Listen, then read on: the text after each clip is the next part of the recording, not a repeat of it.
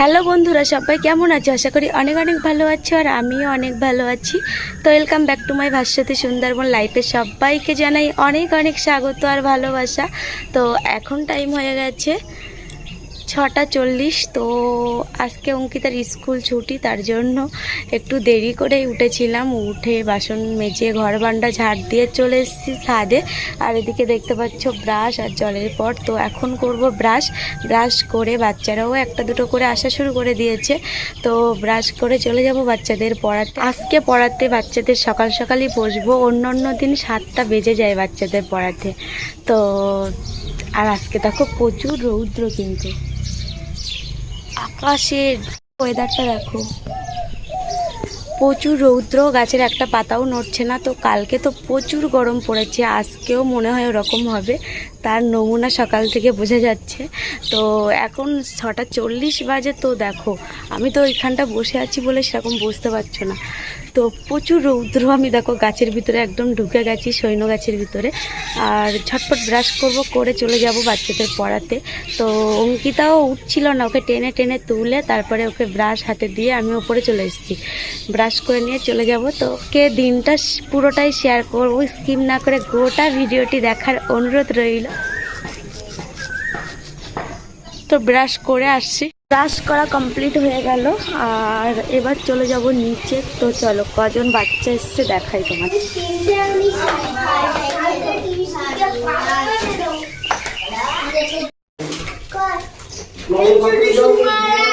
দেখো বাচ্চারা সব চলে এসছে।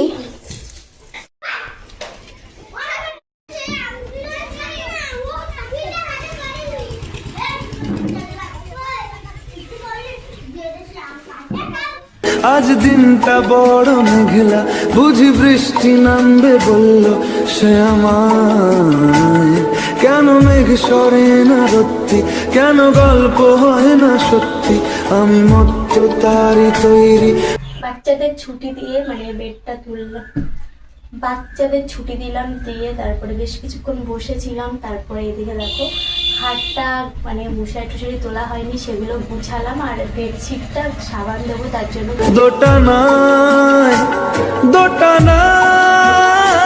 বোঝে না, সে বোঝে না, বোঝে না, সে বোঝে না, বোঝে না, সে বোঝে না, বোঝে না, সে বোঝে না, বোঝে না, বোঝে না, বোঝে না। যদি একটিবারও পারতো সব চিন্তা ভুলে আসতে, আমি সব হারাতাম তাকে পেতে হায়। কবে পায়ের শেকল খুলবে আর প্রেমের পর্দা উড়বে, আমি চেয়ে থাকি সেই দিনের সীমানায়। বোঝে না, সে বোঝে না, বোঝে না, সে বোঝে না, বোঝে না, সে বোঝে না। সমস্ত কাজ করে গেছিলাম স্নান করতে, ভাতটা হয়ে গেছে, এখনো তরকারি হয়নি। তো আজকে একটু মানে জিনিসপত্র সাবান দিলাম, এত রৌদ্র যে আমি কাচতে পারলাম না, বিকালে কাচবো। তো স্নান করে মাথায় একটু শ্যাম্পু দিলাম, দিয়ে চলে আসলাম। আর দিয়ে ঠাকুর পুজো দিয়ে দিলাম। আর ভাতটা স্নান করতে যাওয়ার আগে করেছিলাম, আর এখন তরকারিগুলো করব। তো এখন টাইম হয়ে গেছে 11:45। তো প্রচুর প্রচুর গরম পড়ছে। তো একটু চ্যান করতে গিয়েছি, তো দেখো মুখ চোখ যেন কালো হয়ে গেছে একদম। তো বাইরে বেরোলে গা হাত পা মনে হচ্ছে যে পুড়ে যাচ্ছে, এতটা তাপ পড়ছে আমাদের এদিকে। তো ভাতটা তো হয়ে গেছে, আর আমি এবার তরকারি করব। আর এখন টাইম হয়ে গেছে 11:46 হয়ে গেছে। তো তরি তরকারি সব কিছু গুছিয়ে একবার স্নান করতে গেছিলাম। তো চলো কী কী রান্না হবে একবার দেখাই, আর রান্না বান্না করি আর তোমাদের সঙ্গে শেয়ার করি। তো চলো ঝটপট রান্না করতে হবে, করে আবার খেয়ে দিয়ে ঘুম পড়বো। ঘুম থেকে উঠে আবার অঙ্কিতাকে নিয়ে পড়তে যাব। তো এদিকে ভাতটা তো হয়ে গেছে, আর ভাতের ভিতরে দেখো আলু আছে 4টে। তো আলু দিয়ে কালকের এই পাঙাশ মাছ কপি ছিল, তো এই পাঙাশ মাছটা করবো। আর এদিকে কেটে নিয়েছি ঢ্যাঁড়স, এদিকে লঙ্কা, রসুন, টমেটো, পেঁয়াজ। তো ঢ্যাঁড়সটা ভাজা করব, আর মানে আলু দিয়ে মাছটা করব।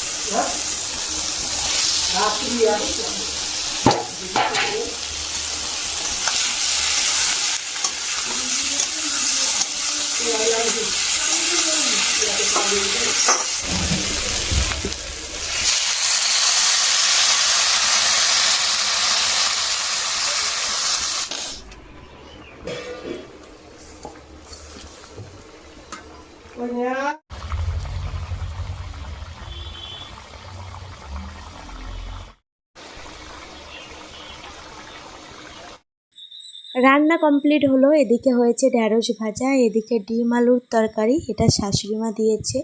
এদিকে পাঙাশ মাছ আলুর তরকারি, কালারটা কি সুন্দর হয়েছে দেখো। কচুরমুল ভাজা। তো ফাইনালি আমার দুপুরে লাঞ্চের থালা রেডি। তো কত রকম তরকারি দেখো। তো এখানেই আমার ছোট্ট ভিডিওটি এন্ড করছি।